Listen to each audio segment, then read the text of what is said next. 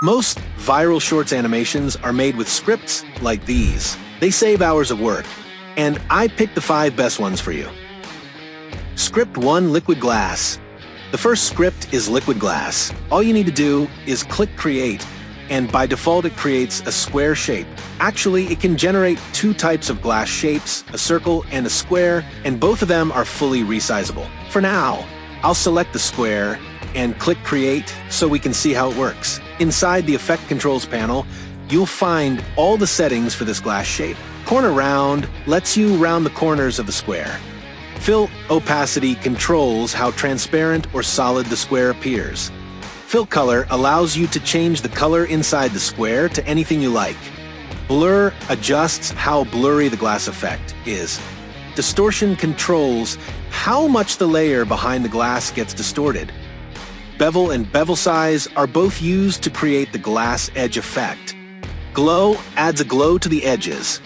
And finally, Light angle controls the direction of the light hitting the glass. Now, let's animate the size of this square. To change the size, the first value controls the x-axis and the second controls the y-axis. You can easily animate these values using keyframes.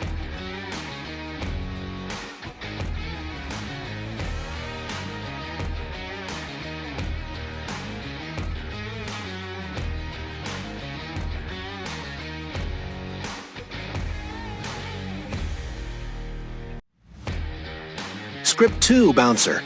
The second script is Bouncr. I'm going to use it together with the LiquidGlass script. First, I create a glass shape. Then I animate the X and Y scale values.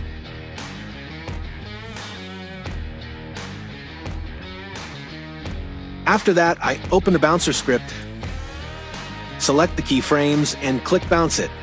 As you can see, it gives the glass a really nice jelly-like motion.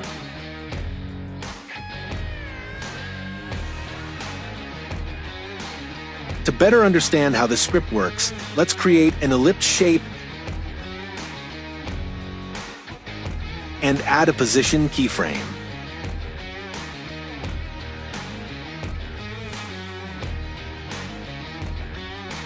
This time, inside the property section, instead of using selected, I choose position. You can also use it for scale or rotation, depending on what you want to animate. The difference is that when you use selected, you can apply the bounce effect to other properties besides position, rotation, or scale. Inside the expression section, there are 2 main options: overshoot and bounce back. The bounce back option creates an effect that makes the shape behave like a ball hitting the ground and bouncing back up. Script 3, Sub-SRT. The third script is Sub-SRT. Sometimes we have a subtitle file or SRT file, and we want to import it into After Effects. But After Effects doesn't support SRT files directly. As you can see, the subtitle file doesn't import at all. However, with this script, we can easily convert subtitle files into text layers inside After Effects.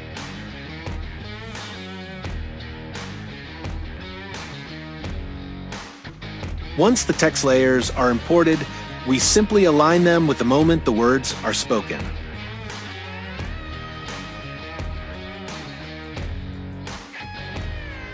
Then we can animate them one by one using the Text Evo script. Click the plus icon on the Text Evo script, and inside the effect controls, open the transform section. From here, we can change position and opacity to automatically generate the animation. I say automatically because once you click the plus button, keyframes are created automatically, so you don't need to set them manually. However, as you can see, the animation is currently happening letter by letter. I'm literally in front of the pyramids. I want the animation to happen word by word. I'm literally in front of the pyramids and To fix that, I click based on inside Text Evo and change it to Word. Now, we can animate the rest of the text layers the same way.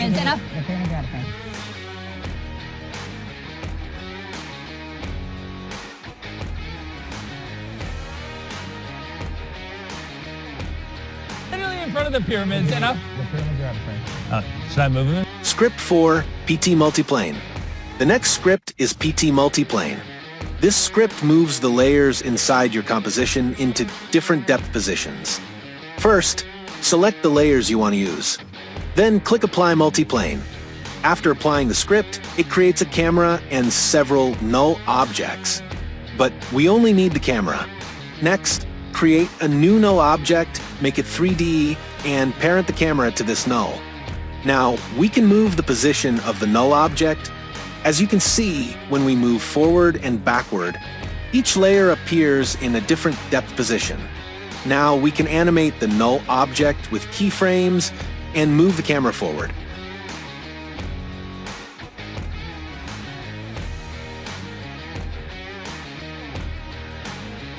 If we look at the layers from the top view, we can see that they are actually placed at different positions in 3D space.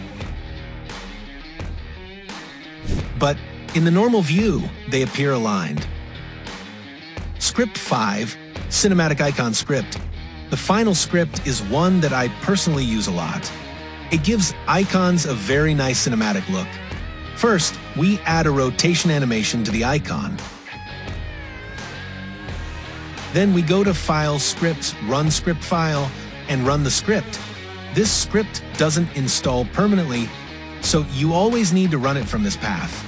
As you can see, the result looks really beautiful.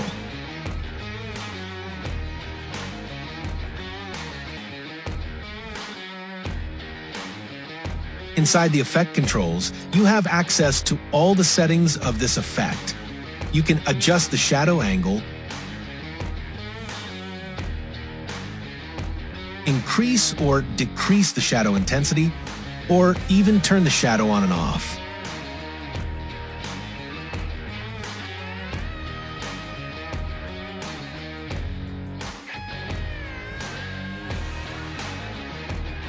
Bonus.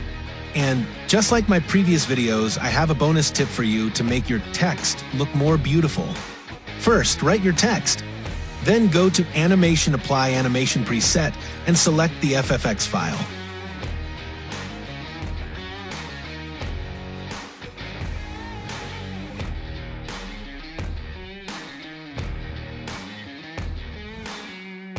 From the Effect Controls panel, you can change the color and other settings of this effect.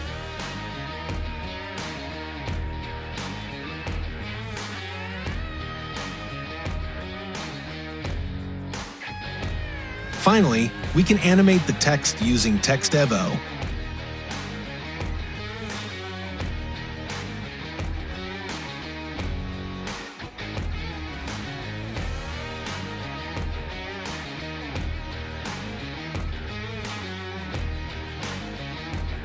Download all the scripts from the description and tell me which one was your favorite.